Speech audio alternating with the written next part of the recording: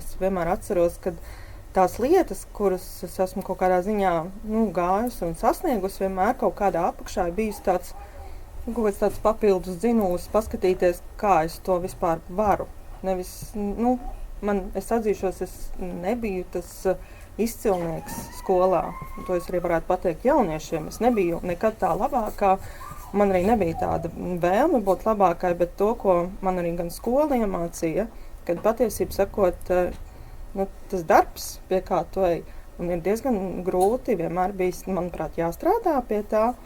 Un vēl joprojām, man liekas, es šajā vecumā varu teikt, kad ir svarīgi vēl joprojām pilnveidoties un atkal attīstīties. Un atkal, liekas, tā sajūta, ko tad es izdarīšu? Tāda tā kā paškritika. Un pēc tam, kad tev kaut kas ir tā kā sanācis, tā paskaties, jā, varbūt, ka sanāca. Tas, man liekas, ir tāds, man liekas, vēl projām ir tādi, tas pašvērtējums arī ir kaut kur, ko es arī ar sevi esmu visu dzīvi strādājusi, bet patiesībā sakot tā mazliet paskatoties, liekas, es ļoti ceru, ka ir izdevies. Tā.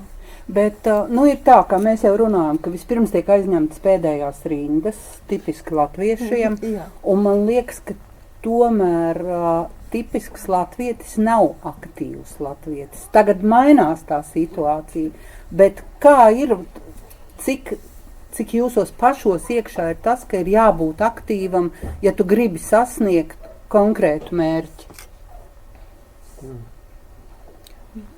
Jo Reņa pieredze ir arī šī jauniešu? Nē, protams, jā. Man tā aktivitāte, tīpaši arī novadā, ir nākusi vairāk tieši no mammas. Mamma, es zinu, ka vienmēr bijusi aktīva novadā. Tas bija varbūt arī tāds iemesls, kāpēc es savā jaunībā pieteicos arī jauniešu domē, jo man likās, ka arī brīvprātīgs darbs ir tāda lieta, ko pirmkārt var kaut kā profesionāli pilnveidoties. Un tā pieredze ir tāda, ka šobrīd arī noder gandrīz gan profesionālajā vidē, gan arī, arī kaut kādā hobija līmenī. Jo ar jauniešu domu, mēs veidojām pasākumus, un šobrīd arī es personīgi veidoju pasākumus, un šī pieredze ir ļoti noderīga. Es arī varētu piekrist Reinim, ka tas ir tāds, es teiktu, tāda dabīgi mantota tāda īpašība, kad mums kaut kā patiesībā sakot, es teiktu, dabīgi sanāca visu kaut kur iesaistīties, es teiktu tā.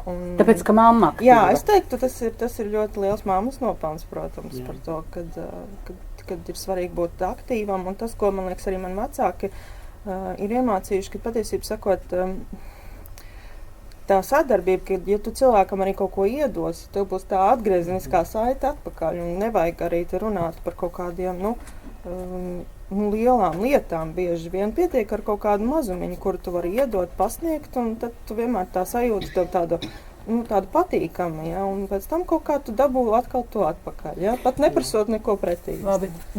Jo nedarīt jau vienmēr var, bet var arī kaut ko izdarīt.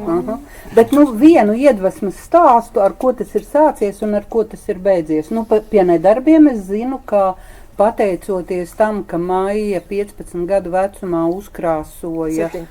17. Labi, man bija piedošana. 17 gadu vecumā uzkrāsoja pārējas balto krāsu uz ielas, un tagad tur tā pārēja ir arī. Tas bija tāds īsts detālu plānojums. Jā. Bet kādu vienu tādu stāstu? Jo savādāk mums liekas, ko te mēs ko nevaram. Es varu pateikt par sevi. Es savā profesionālajā darbā, arī nodarbojos ar pasākumu apskaņošanu. Savās pirmie pasākumi, ar ko es sāku, bija tie pasākumi, kas bija jauniešu domas pasākumi.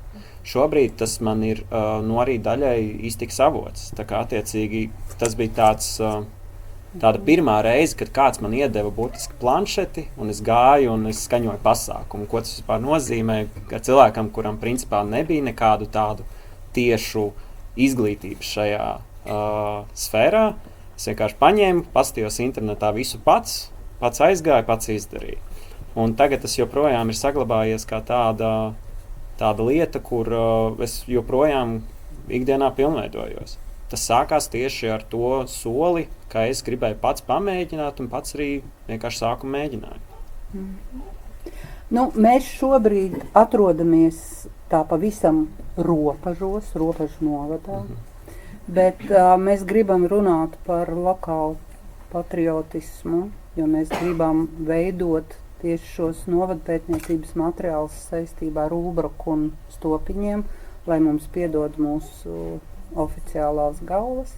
Jo mums liekas, ka tieši ar to, ja kādu konkrētu vietu izceļ un parāda tās labākās, vērtīgākās un interesantākās lietas, ka tad tas lielums izaugs tāpat.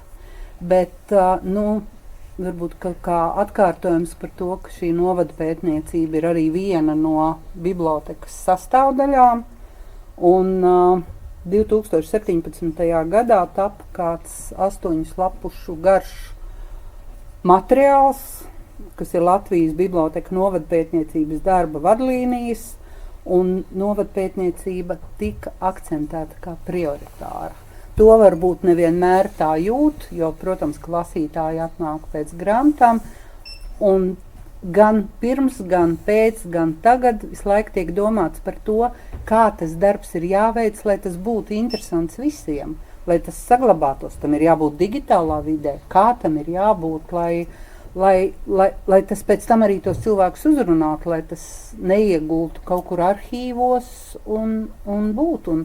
Un arī šī mūsu tikšanās būtībā no tā ir iniciēta. Tā kā tā. Kāda jums ir? Vai tad, kad saka novadpētniecība, tad atkal? Vai kā tas ir jums? Noteikti, ka es varētu nepiekrist, jo, manuprāt, vietai ir ļoti svarīgs gan katra tas cilvēks stāsts, no kurienes viņš ir nācis vai kur viņš ir. Un katrs tas cilvēks, viņš veido kopienu. Un, katra tā kopiena beigās izveidojas ļoti kā tāds spēcīgs pamats, lai vispār virzītu un skatītos tālāk. Arī vieta, kur šobrīd no kurienes es nāku, ir Siguldas novads, bet es nedzīvoju Siguldā. Es dzīvoju netālu no Siguldas, un arī tur lēnu garu mēs skatāmies, ka atkal cilvēki spēj kaut ko atcerēties. Es pieļauju domu, ka te varētu būt arī līdzīgi, kad katrs tas cilvēks ir kaut kādu, tā kā jūs sakat, iezīmējis to savu ceļu, un tas ir pēc tam paskaties un liekas, ko viņš ir izdarījis, kāds viņš ir bijis. Un es nedomāju, ka tam būtu jābūt obligāti digitāli, bet es domāju, ka to varētu arī kaut kādā ziņā apvienot gan kā cilvēka stāsts, ka, piemēram, nezinu, kāds var pie viņa aizbrauc vai pastāsta vai parāda, un pēc tam digitālā vidē tā ir jau tāda kā dokumentācija vai vizuālā video. Ja ir jākonkretizē vietas, kurās visbiežāk uzturējāties? Dienas centrs, Ulbrukas mūzikas skola, Līgo parks, tad pie Ulbrukas ezera bija tādi mūsu bērnībā, mēs tik ļoti par to dusmojamies, tur bija tik forši tādi pie ezera nogāzušies koki, pa kuriem mums bērnībā ļoti, ļoti patika staigāt. Mēs ļoti pārdzīvojam, ka viņus nozāģēja, jo tā bija satikšanās vieta ļoti daudziem bērniem. Jā, par sevi varētu teikt noteikti mūzikas skola, protams. Uz Līgo parku varbūt netik daudz, bet noteikti pirmā vieta būs volejbola laukums. Mēs ar draugiem ļoti bieži gājām. Es atceros arī, ka, teiksim, pirmos tādus bērnības draugus es ieguvu tur, kas ir pie institūta ielas 6, laikam, tajā galā tur ir tāds mazais spēļu laukumiņš. Agrāk tur bija viens un sanāk tādu nogāzi lejā, tur tiltiņš, jā, un tajā spēļu laukumā, man liekas, es pavadīju vismaz 4-5 gadus savas bērnības, jo tur bija Rolanda mājas, jā, un Rolandam bija pretī dzīvoja Edgars, un Edgars viņa ap tur dzīvoja, un tad mēs visi varējām satikties tur, jā, un tur bija forši spēļu laukumi. Viņš noteikti arī skateparks. Tas, kas laikam ir nevis jaunais skateparks, bet tā kā, jau vecais skateparks. Bet Reini, kā ir salikt kopā šobrīd? Skaitās, ka tie, kas sporto, tie noteikti ar mākslām nenodarbojas. Kā tas bija agrāk? Es teiktu, ka visu var apvienot, un fiziskas aktivitātes īstenībā vajag atkārtot visiem. Bet nu tad jums jāizstāsta, kādas jums bija jūsu attiecības agrāk ar bibliotēku. Es atceros pirmās telpas. Jā, tā bija man pirmā reize, kad es arī iegāju iekšā tur pie veikala. Tur bija veikals Opāls, ja? Institūta 17. Jā. Es neatceros, kas bija pa grāmatiņu, ko es paņēmu, bet es atceros, ka es viņu ļoti ilgi pēc tam neatnesu atpakaļ. Tā ir man vislielākā trauma. Nu, tagad ir kaste, kurā var iemest. Jo pēc tam jau to grāmatu ir kauns nest atpakaļ. Jā. Līdz ir zvans mammai un tam līdzīgi. Bet es atceros, mēs tajā teritorijā arī ar bērniem tā kā ļoti skrējām un tāds. Un man patika, pēc tam jau šeit institūta ielā jau atkārtājām. Es ielas tiešām neatceros. Bet tur jau vairāk bija jau skolas laiks, priekšskolas un tam līdzīgi. Tas, ko vēl es atceros, ka pie bibliotekas, un es tiešām vēl domāju, kas tā bija pa vietu, un izrādās, ka tur bija saldējuma ražotne. Es atceros, ka tur bērniem arī deva kaut kāds defektu, ja bija kāds defekts. Un mēs varējāt sabojāt tā, lai jums iedod? Nē. Bet tas bija ļoti forši aiziet uz bibliotekā pēc saldējumu, vēl kaut ko tur Viņš turpat. Tas bija principā process, kas notikās. Nu, tad paliekam vēl drusku pie grāmatām. Maija tā tad ir atnākusi ar pasakām par ziediem. Tā ir viena no tādām bērnības grāmatām. Jā, es arī viņu esmu lasījis diezgan daudz un tā kā pārlasījis kaut kādos arī varbūt dzīves posmiem. Kāpēc šodien atnācu ar šo grāmatu? Pēc, ka tā ir mana pēdējā grāmata, ko es lasīju. Jaunākā, piedošana. Jā, es drīkst palabošu. Jaunākā, jo pavisam tā kā, sakarā ar to, ka man ir 2 mazi bērni, mēs šobrīd lasam, un skolai ir jālasa, tad šī ir tā viena, kura tiek pārlasīta ik pa laikam. Patīkam pārlasīt. Un vēl iepriekš arī ar meitu lasījām mūsu Rīgas Franču liceja, kā mēs tokam, Bībeli. Ja? Antoine de Saint-Exupéry, Mazais princis. Un, kas man arī likās ļoti interesanti, kad es bērnībā viņu lasīju, tur bija cita veida asociācija ar to grāmatu, un tāpat arī manai 4. klases meitenei, ka es viņai pajautāju, ko tu domā par to nodaļu, par biznesmeni, par dzērāju un tam līdzīgi. Viņš tur tā vienkārši tā, ja. Un tad tu pats izlasi, un tad tu tā, pieaugušie ir dīvaini, kāpēc viņi tā, kāpēc tu ļoti, tā ir tā grāmata, man liekas, ir grāmatas, kuras tu vari lasīt un pārlasīt dažādos dzīves posmos, un pilnīgi katrā posmā izlasīt kaut ko pilnīgi citu un interesantu un paņemt sev. Bet Rēni, redz, ka tu atcerējies, ka Tolkiena grāmatu tev atnesa mamma, lai tu varētu lasīt, un tas tev ir no tādiem spilgtiem.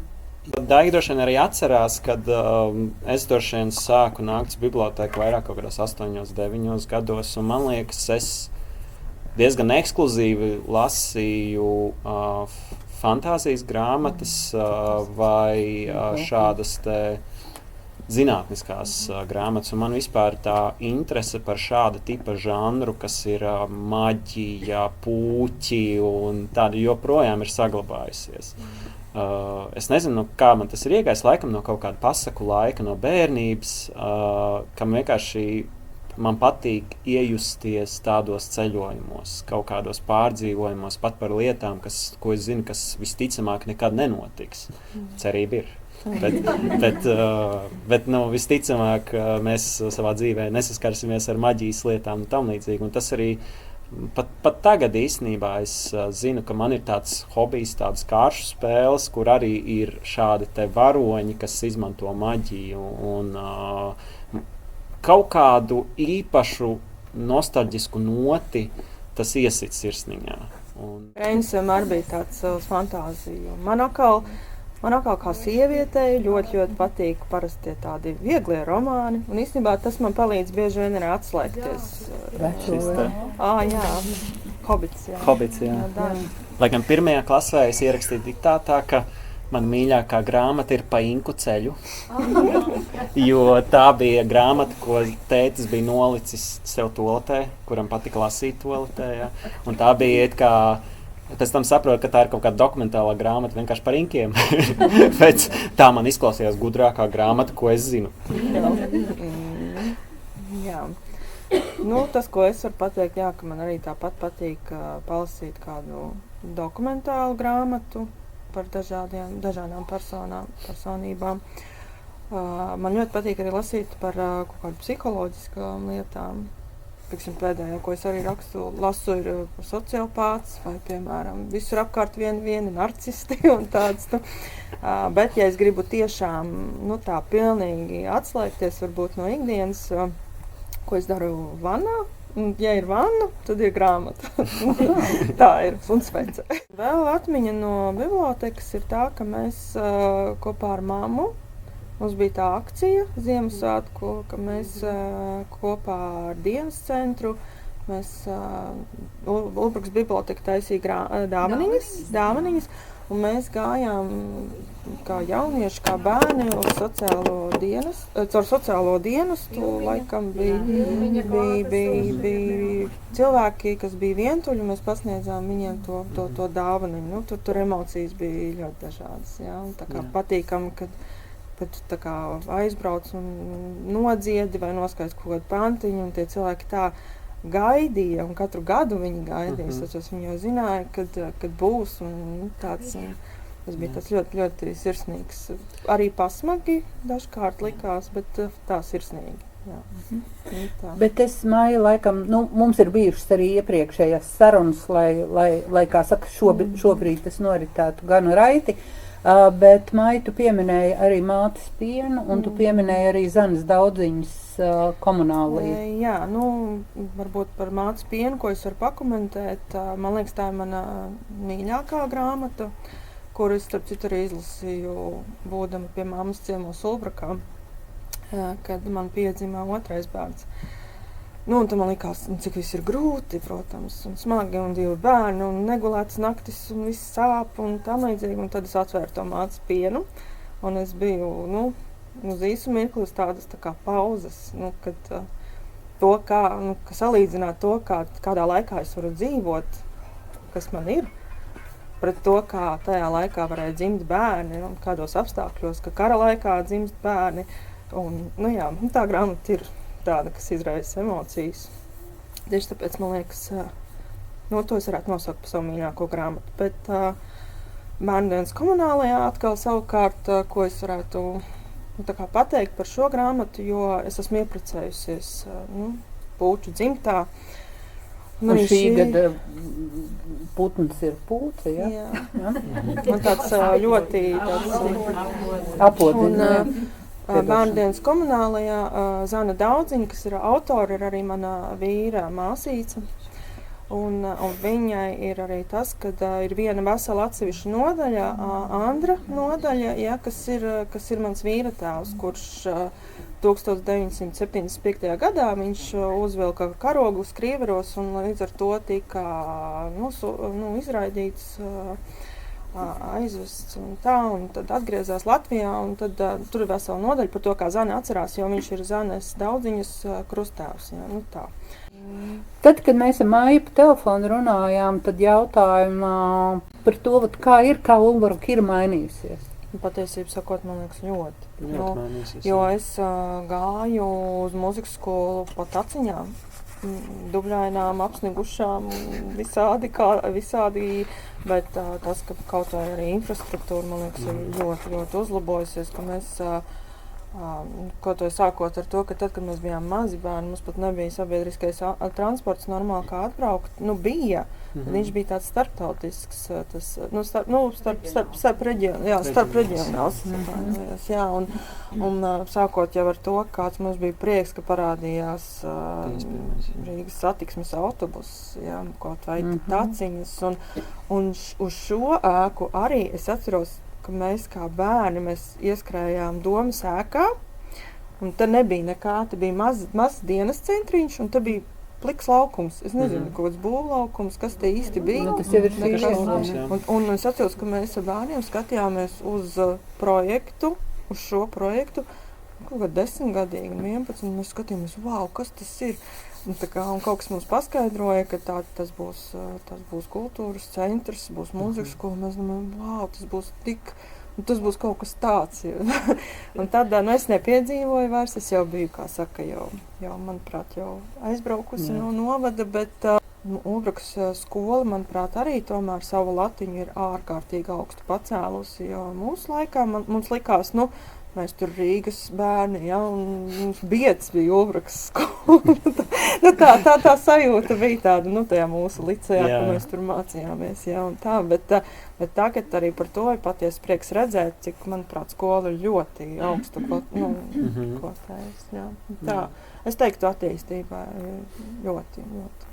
Vai ir kāda tāda vietējā personība, kuru tagad šī brīdī varētu izcelt?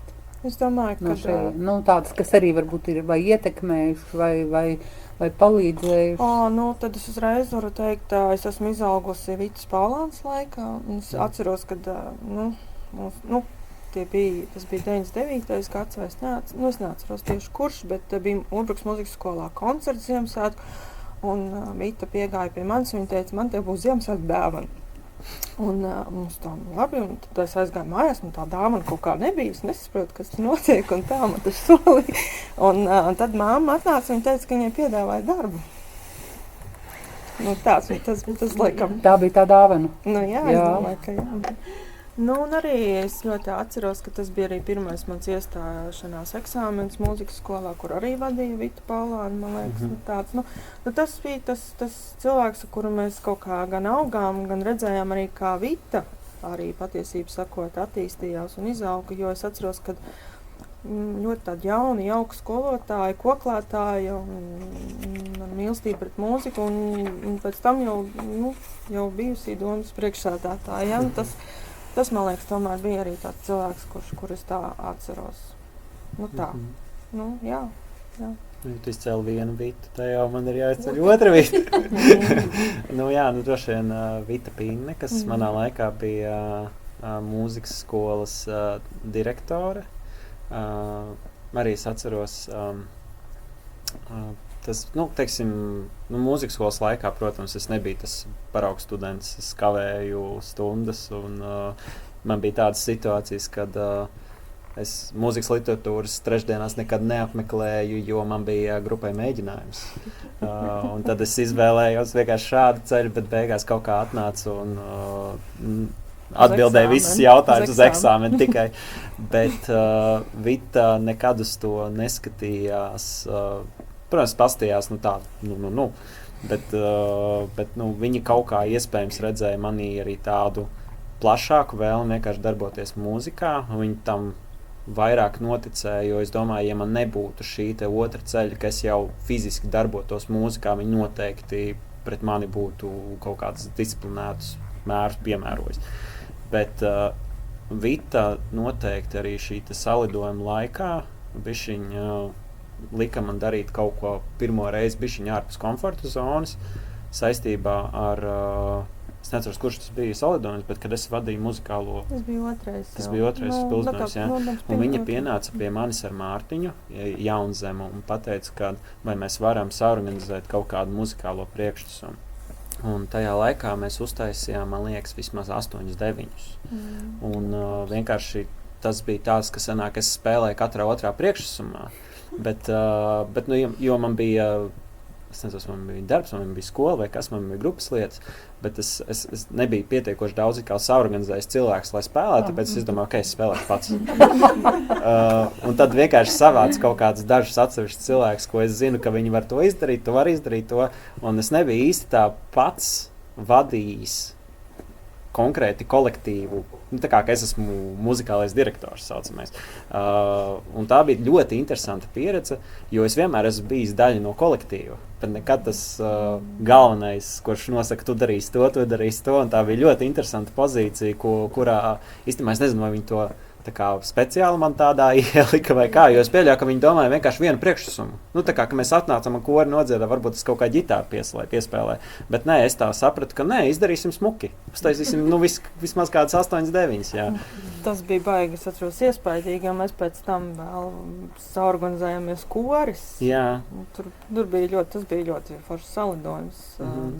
Bet arī te ir komentārs vietā, ka patiesību sakot, jā, kas latviešiem liekas arī raksturīgi, tas, ka mēs pa daudz paļaujamies tikai uz sevi. Tā kā, ja nevarēšu es izdarīt, tā kā liekas, nevarēs citi, bet atkal tā sajūta, ka tev taču uzticēšanās un arī kaut vai paprasīt palīdzību ir grūti, kad, piemēram, es atceros, ka es tur iesaisties, jau biju pat dusmīgi uz brāli, kad, kāpēc tu nevari pateikt, mēs taču tev palīdzēsim, es jau tur pati jau kaut ko jau tur ārpus jau darīju un izdarījām, bet tas, ka mierīgi taču, deleģēt lietas arī būtu jāmāk, nevis jāmāk, bet jācenšas. Bet mēs ļoti daudz sadot.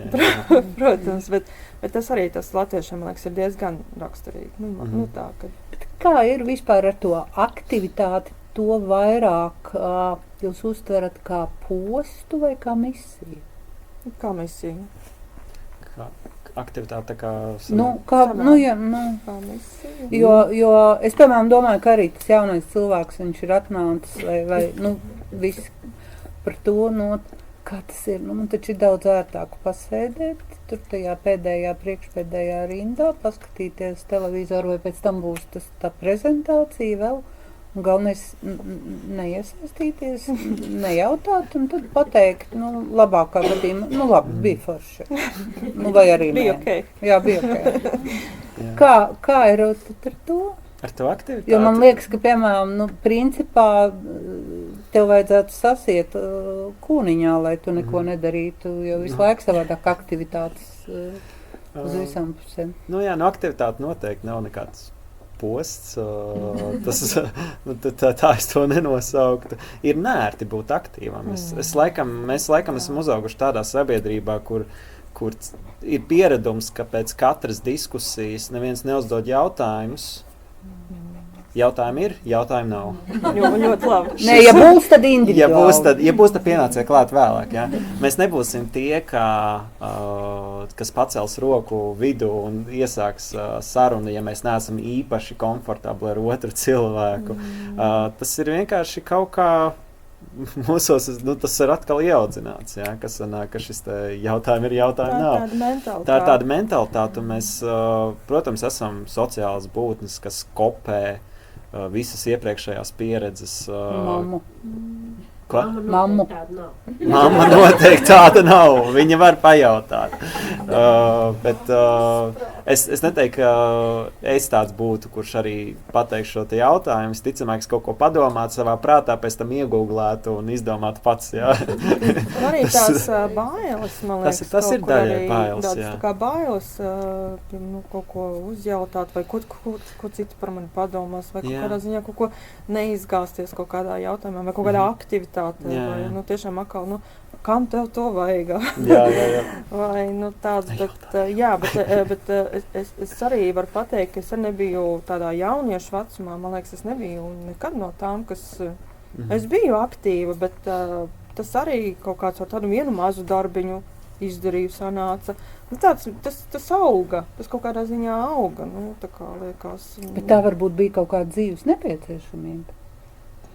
Mums jau visiem ir tā dzīves, tā kā varbūt kaut kur pierādīt sevi, es nezinu, mums jau vienmēr tas augstākais posms jau ir tajā cilvēka skalā, tā kā apliecināt sevi, pierādīt sevi, bet vai tas bija tieši priekš manis, kaut kādā ziņā, protams, ka mums visiem, būsim godīgi, ir kaut kādā ziņā tā sajūta, bet tā kā es saku, te var atkal atgriezties pie tā, ka mums bija mamma, kura to darīja, un tas kaut kā tā dabīgi iegājās, man liekas. Tā. Vai varētu tā teikt, ka par tādu kā pamatu un kā tādu absolūtiem balstīm ir tas ģimeniskums, tas, ka jūs 18. novembrī braucat uz uguņošanu, ejat uz Pētera baznīcas barikāžu sakarībā, vēl viss, ka tas ir, ka tas kļūst par pašsaprotamu, nevis kā noteikti. Izrādīšanos noteikti. Vai ko tādu. Tā ir tradīcija, ko ieliek ģimene. Jo es atceros, mamma bija, es atceros, mums tētis vienmēr teica, atkal jūs tur kaut kur skriesiet, iesiet tur augstumā ar bērniem, piepildītiem autobusiem. Un tāds, bet mamma tā ļoti, ļoti mērķiecīgi, es atceros, vienmēr to darīja. Visur, es atceros, mums arī šeit, pateicoties, bija autobus, kurš brauca no novada uz barikādēm. Mēs braucām uz augstī, kāds laiks ārā, ja. Augstī vienalga, braucam, skatāmies, mamma rādīja, tad tā kā tu to automātiski pārliec tādā savā jau ģimenē, vai tur Ziemassvētkos obligāti svētku tērpi. Tāds, vēl joprojām, es nevarētu iedomāties Ziemassvētkos, kad mēs nesapucētos, vai, tādas mazās tādas nianses, bet viņas tiek parādīts, viņas tiek ieaudzinātas, un tad, tā. Un tad, tā kā es saku, tad viena ģimene, otra ģimene, un tad jau tā kopiena tad var veidot tā. Nobeiguma jautājums ir par to, kas dzīvē ir galvenais. Manuprāt, veselība, tas būtu pirmajā vietā arī, vienā no pirmajām vietām. Jo, ja tev būs veselība, tad tas viss apkārtējais varbūt ir tik ļoti tā kā atšķirīgs. Otrs, es domāju, ir mīlestība pret ģimeni un vispār būt tā kā ģimenē klātesošiem. Trešais, es domāju, ka arī tā mīlestība pret savu zemi. Tas būtu mani tie primārās tās 3 lietas, kas ir pašas svarīgākās. Okay. Kas būtu tas galvenais? Man liekas, ka galvenais būtu vienkārši izbaudīt sev doto laiku šeit. Tas ir kā ļoti daudz apvienot tos, ko tu teici, kas ir mīlestība, ģimene. Bet nesen skatījos tādu interesantu, saucamo TED Talku, TED runu, kas tāds mēdījis, ko ik pa laikam paskatos, ir tas, ka, ja mēs saliekam tos vidējos mēnešus, kas mums vispār šajā pasaulē ir doti, trešdaļu mēs noguļam, ļoti, principā mums aiziet vismaz kāda 80% no visa laika tas ir kaut vienkārši, ka mēs izdzīvojam, ka sanāk, mēs ēdam, mēs guļam, mēs pārvietojamies no vienas vietas uz otru, tīpaši mūsdienās, kur mēs braukājam no vienas vietas uz turieni, mēs nepaliekam vairs viens sētā gluži. Mums ir tik ļoti limitēts šis te laiks, kas ir dots mums pašiem, kur mēs it kā baudām šo te dzīvi. Vienalga, ka tas ir pavadīt laiku ar ģimeni, vai tas ir izbaudīt savu hobiju, izmantot šo laiku vienkārši efektīvi. Tam es varētu piekrist, jo tas ritējums arī īpaši šajā vecuma posmā, ko mēs arī esam runājuši ar draugiem, kad tas laika posms tāds, sākot no, es teiktu, 30 līdz tādam, viņš ir ļoti tāds saspringts. Tev ir bērni, pulciņi, mācības, darbi, tāds karjera un vecāki kaut kur jau tāds, un visu laiku ir tāds vāveris ritenis, un tad ir kaut kāds pienākts brīdis, kad tu tā kā apstājies un saproti, kāpēc, vai kādreiz mani bērni ir pateikuši, mamma, tu pasēdi ar mums, tu man liekas, ak, Dievs, tā. Jā, kaut kas jādara noteikti. Tā kā sirds iesāpes par to, un tad tā kā padomā, kad, pagaidi, mani bērni, kas man bija pats sāpīgākais šogad, kad man Estere pienāca, man saka, mamma, bet tad, kad to salaveci, jūs jau tās dāvanas pērkat, un es tā, un tad es paskatos to, es saku, māsiņa, bet, Valtrīš tāds, mamma, es jau pagājuši gadu sapratu. un tad man tā kā izskrīt. Un tad es saprotu, cik tas posms bija īss, kad es varēju, to visu to aktivitāti slēpt kaut ko, mēs katru gadu kaut ko izdomājam. Par to tā žēl, pilnīgi liekas, tu kā gribi, lai tas viss tur skolas beidzas, lai tie bērni, izaug varbūt, lai kaut kādas tur tās lietas, tas jāmpadracis, lai vienreiz varbūt beidzas, visādas taču tās situācijas. Tad saprotu, bet nē, tādi, kādi viņi ir tagad, viņi nebūs nekad.